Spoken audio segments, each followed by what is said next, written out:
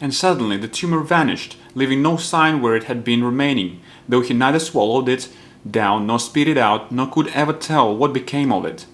Another time, having read in Dr. Gerhard the admirable effects of the swallowing a gold bullet upon his own father, in a case much like this, he got a gold bullet between 20 and 30 shillings weight, and having taken it he knew not how to be again delivered of it. He took clysters and purges for about 3 weeks, but nothing stirred it. And a gentleman having done the like, the bullet never came for him till he died, and it was cut out.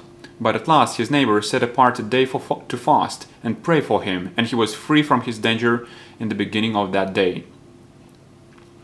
And at another time, being in danger of aguilopsy, he had also sudden relief by their prayers. At another time, riding upon a great hot mettled horse, as he stood upon a sloping pavement in Worcester, the horse reared up, and both his hinder feet slipped from under him, so that the full weight of his body of the horse fell upon his leg, which yet was only bruised and not broken. When considering the place, the stones, and the manner of the fall, it was a wonder his leg was not broken in shivers. Another time, as he sat in his study, the weight of his greatest folio books broke down 3 or 4 of the highest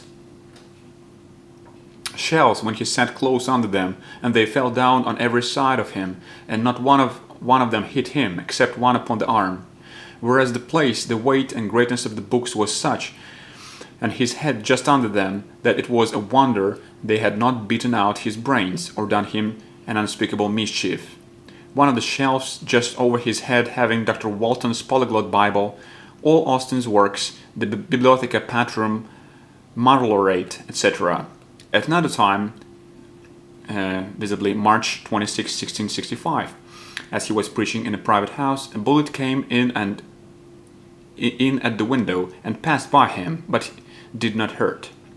Such things as these he carefully took notice of and recorded.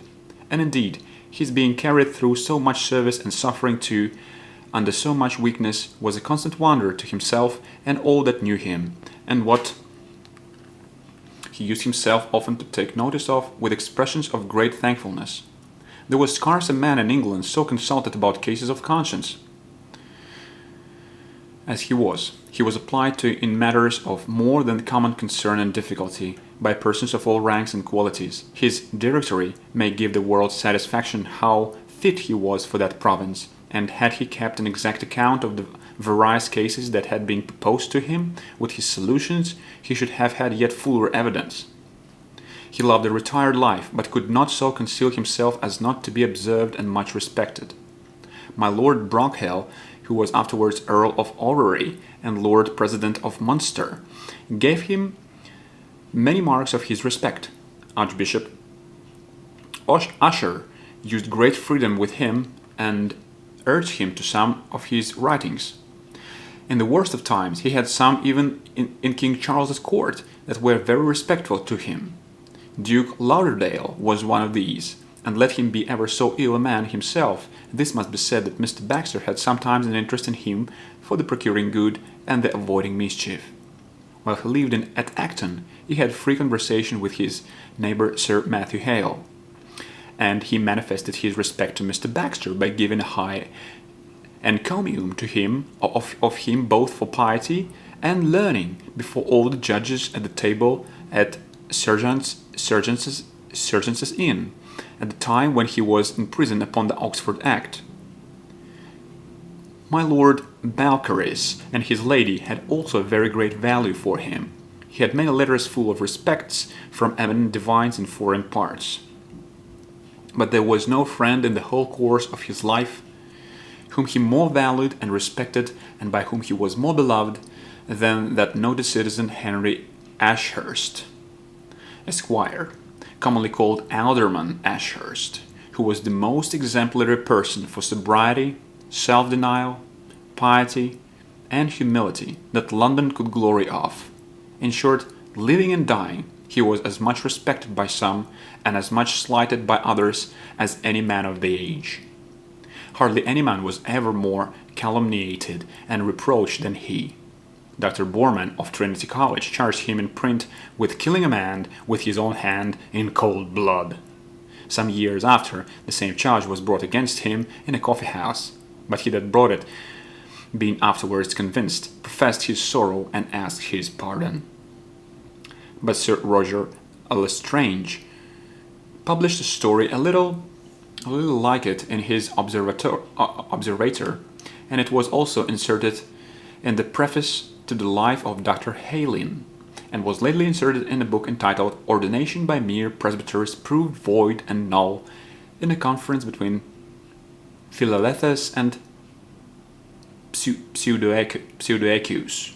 The story was this, that Mr. Baxter, finding one Major Jennings in the wartime among the bodies of dead and wounded, looked on while Lieutenant Herdman, that was with him, ran him through the body in cold blood, and that Mr. Baxter took off with his own hand the king's picture from about his neck, telling him, as he was swimming in his gore, that he was a popish rogue, and that was his crucifix, which picture was kept by Mr. Baxter till it was got from him, but not without much difficulty, by one Mr. Somerfeld, who lived with Mr. Thomas Roos, who restored it to the true owner, who was supposed to be dead of his wounds, and the narrative was subscribed by Jennings himself, that it might pass for the more authentic.